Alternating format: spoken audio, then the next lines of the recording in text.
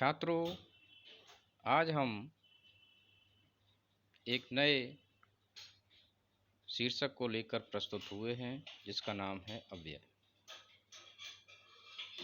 व्याकरण में अव्यय एक महत्वपूर्ण शब्द माना गया है। तो आज हम संक्षिप्त जानकारी अव्यय की प्राप्त करेंगे कि अव्यय क्या होता है, ये कितने प्रकार का होता है। सबसे पहले अव्यय का अर्थ।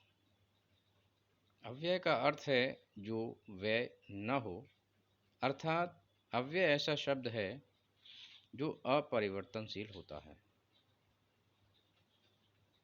अब हम अव्यय की परिभाषाएं जानेंगे।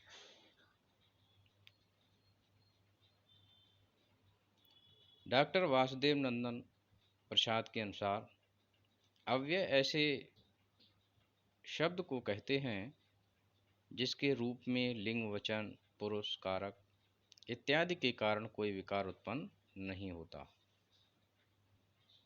डॉक्टर हरदेव बाहरी के अनुसार जिन शब्दों के रूप में लिंग, वचन, कारक आदि के कारण कोई परिवर्तन या विकार न हो उन्हें अव्यय कहते हैं। दोनों की परिभाषाएं लगभग एक जैसी हैं। तो इससे स्पष्ट है कि अव्यय एक ऐसा शब्द है जिसमें कोई परिवर्तन नहीं होता है। जैसे जब मैं जाऊंगा तब वह आएगा, वह कहाँ गया था, मैं भी आपके साथ जाऊंगा, अभी मैं नहीं आ सकता, राम और श्याम सहोदर भाई हैं। उपर्युक्त वाक्यों में अब, कहाँ, भी, अभी और शब्द अव्यय हैं। इनका रूप नहीं बदलता है। अव्यय ज्यों के त्यों अर्थात समान रूप में रहते हैं। इनमें कोई रूपांतरण नहीं होता। वे अपने मूल रूप में बने रहते हैं, इसलिए उन्हें अविकृत, अविकारी या अपरिवर्तनशील कहते हैं।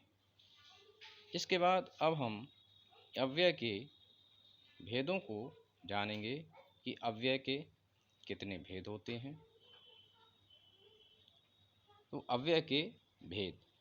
अव्यय के प्रमुख 4 भेद होते हैं: क्रिया विशेषण, संबंध बोधक, समुच्चय बोधक तथा विस्मय बोधक।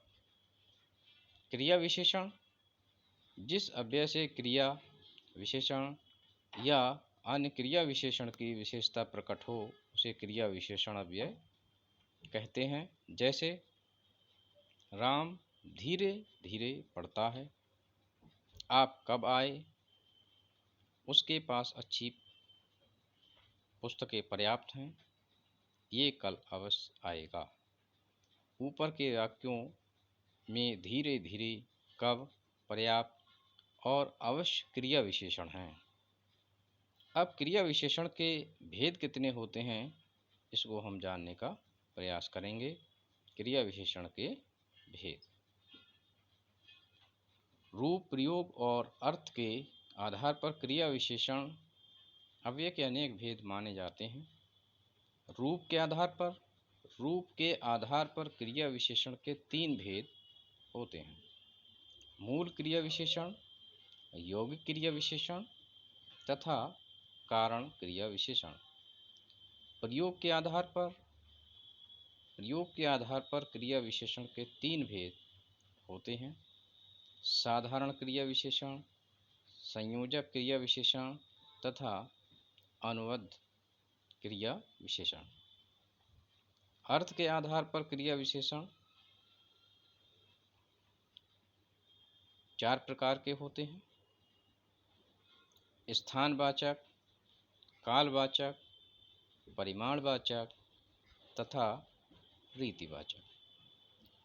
अब इसके बाद हम संबंध बोधक अव्यय के विषय में जानेंगे कि संबंध बोधक क्या होता है और इसके भेद क्या होते हैं। जिन अव्यय से दो पदों के बीच परस्पर संबंध सूचित हो उसे संबंध बोधक अव्यय कहते हैं। जैसे पुरुषार्थ के बिना जीवन नहीं, कृष्ण के साथ राधा का नाम पूज्य है, उसके बिना तुम कुछ नहीं हो। इन वाक्यों में के बिना, के साथ, बिना आदि शब्द संबंध बोधक अव्यय के रूप में आए हैं। प्रयोग और अर्थ के आधार पर संबंध बोधक अव्यय के कई भेद होते हैं। संबंध बोधक अव्यय के भेद। प्रयोग के आधार पर संबंध बोधक अव्यय के दो भेद होते हैं, संबद्ध संबंध बोधक तथा असंबद्ध संबंध बोधक। अर्थ के आधार पर संबंध बोधक अव्यय के 14 भेद होते हैं, कालवाचक, स्थानवाचक, दिशावाचक, साधनवाचक, उद्देश्यवाचक, व्यतिरेकवाचक, विनिमयवाचक, सादृश्यवाचक, विरोधवाचक, साहचर्यवाचक, विषयवाचक, संग्राहकवाचक, तुलनावाचक तथा कारणवाचक। इस प्रकार से अर्थ के आधार पर संबंध बोधक की 14 भेद माने गए। व्युत्पत्ति के आधार पर संबंध बोधक अव्यय के 2 भेद माने गए हैं, मूल संबंध बोधक और यौगिक संबंध बोधक। इसके बाद समुच्चय बोधक अव्यय को जानते हैं कि समुच्चय बोधक अव्यय क्या है। समुच्चय बोधक अव्यय जो अव्यय दो पदों, दो उपवाक्यों या दो वाक्यों को परस्पर जोड़ते हैं, समुच्चय बोधक अव्यय कहते हैं। जैसे ईमानदारी और परिश्रम उन्नति के लिए आवश्यक है। परिश्रम करो ताकि जीवन सफल हो सके। इन वाक्यों में और ताकि समुच्चय बोधक अव्यय है। समुच्चय बोधक अव्यय के भेद।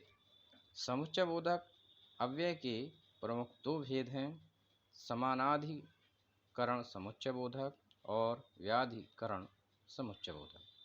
समानाधिकरण समुच्चय बोधक अव्यय जो दो समान पदों, उपवाक्यों या वाक्यों को जोड़ते हैं उन्हें समानाधिकरण समुच्चय बोधक अव्यय कहते हैं। जैसे राम और कृष्ण जाते हैं, वे आए और चले गए। इन वाक्यों में और समानाधिकरण समुच्चय बोधक अव्यय है। व्याधिकरण समुच्चय बोधक अव्यय जो अव्यय मुख्य वाक्यों से एक या अनेक आश्रित वाक्यों को जोड़ते हैं उन्हें व्याधिकरण समुच्चय बोधक अव्यय कहते हैं। जैसे राहुल तेज है किंतु उद्यमी नहीं है, अभय पढ़ने में तेज है किंतु वह परिश्रम करता है। यहाँ किंतु क्योंकि ये व्याधिकरण समुच्चय बोधक अव्यय हैं। इसके बाद हम चौथा अव्यय का भेद देखते हैं, विस्मयादि बोधक अव्यय।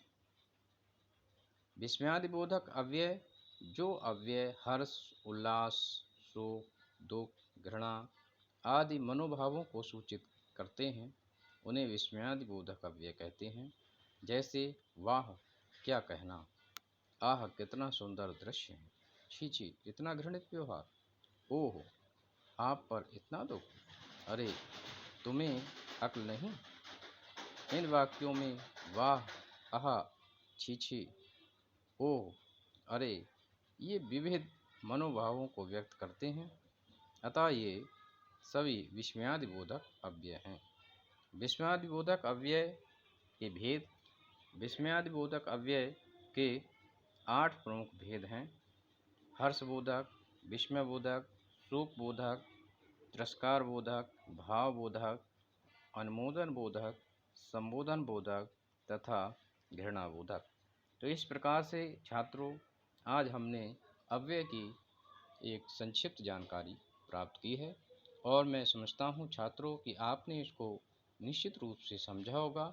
यदि आपको वीडियो पसंद आया हो तो इसे लाइक करें, शेयर करें और बेल आइकन को दबाएं, चैनल को सब्सक्राइब करें और इसके विस्तार से जानकारी हम अगले वीडियो में प्रदान करेंगे।